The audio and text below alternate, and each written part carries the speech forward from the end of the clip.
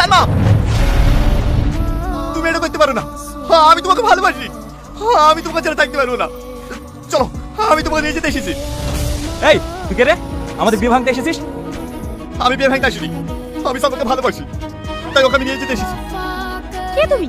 বারবার একই কথা বলছো, আমি তোমাকে চিনি না। সালমা, এত বড় মিথ্যে কথা বুঝতে পারলে? তুমি কি ভুলে গেছো আমার মাকে মা বলে ডাকা, আমার মাকে নিজের মায়ের মতো করে সেবা যত্ন করা, আমাকে ভালোবেসে সব জায়গায় ঘুরতে নিয়ে যাওয়া, আমাকে বিয়ের প্রতিশ্রুতি দেওয়া? তুমি কি সত্যি সব কিছু ভুলে গেছো? আমি একজন নার্স, প্রত্যেকটা পেশেন্টকে সেবা যত্ন করাই আমার কাজ। তোমার কথা ভুল হচ্ছে, এগুলো করেছি বলে তুমি এটাকে ভালোবাসা ভেবে ফেলেছো? তাই বুঝি? এটা যদি ভালোবাসা না হয় তাহলে পৃথিবীর কোনো ভালোবাসা সত্যি না। তুমি একটা বেঈমান, তুমি জীবনেও শুয়েতে পারবে না। এই ছোট লোকের বাচ্চা, তুই আমার হবু বউকে বেঈমান বললি? দাও, ওর মেন্টালি প্রবলেম আছে, ওর গায়ে কেউ হাত দেবে না, ওকে এখান থেকে বের করে দাও।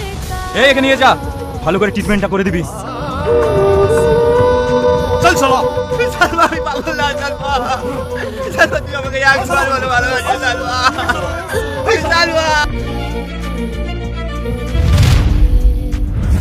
আমি সত্যি বলছি ভাই, আমি মরতে চাইনি। আমি সালমাকে অনেক